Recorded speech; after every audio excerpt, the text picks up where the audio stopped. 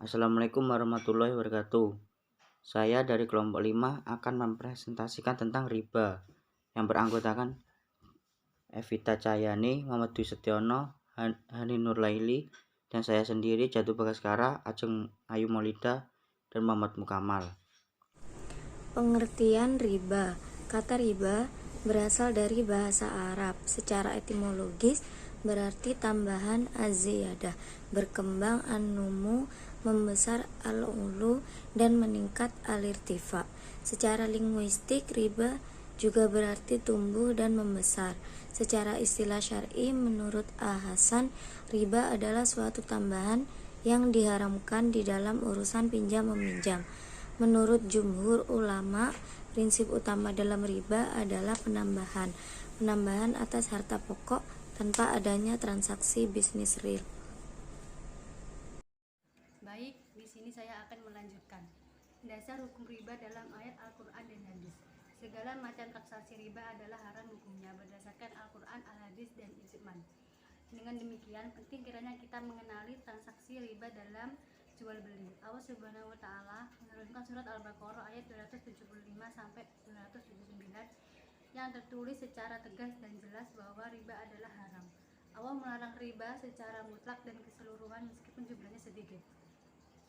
Dalam surat tersebut, Allah dan Rasulnya akan menerangi mereka yang dengan jelas melakukan riba. Orang yang mengambil riba adalah penghuni neraka. Neraka kekal di dalamnya. Allah memusnahkan riba dan menyuburkan sedekah. Allah juga memerintahkan orang-orang beriman untuk menghentikan riba. Allah Subhanahu wa taala mengancam akan memerangi yang tidak memenuhi perintahnya untuk meninggalkan riba. Selanjutnya, ada dua macam riba dalam proses hutang piutang, yaitu yang pertama, riba al-hard. Riba hard adalah riba dari akibat praktek hutang piutang yang disyaratkan adanya tambahan pada pengembalian dengan konsekuensi waktu. Singkatnya, riba ini terjadi apabila pemberi hutang mengambil kelebihan dari penerima hutang. Yang kedua, riba jahiliyah.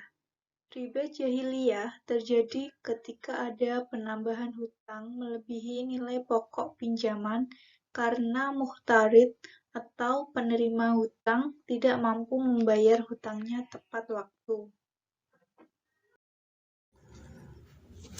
Dasar hukum riba dalam ayat Al-Quran dan hadis. Segala macam transaksi riba adalah haram hukumnya berdasarkan Al-Quran, Al-Hadis, dan Ijma', kesepakatan ulama. Dengan demikian penting kiranya kita mengenai transaksi riba dan jual beli. Allah SWT menentukan surat Al-Baqarah ayat 275 sampai 279 yang tertulis secara tegas dan jelas bahwa riba adalah haram. Allah melarang riba secara mutlak dan keseluruhan meskipun jumlah sedikit. Dalam surat tersebut Allah dan Rasulnya akan memerangi mereka yang dengan jelas melakukan riba. Orang yang mengambil riba adalah penghuni mereka yang kekal di dalam.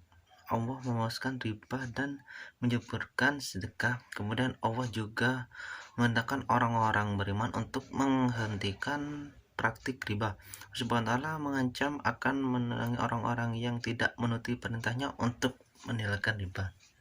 Sekian dari presentasi kelompok kami. Mohon maaf bila ada salah kata.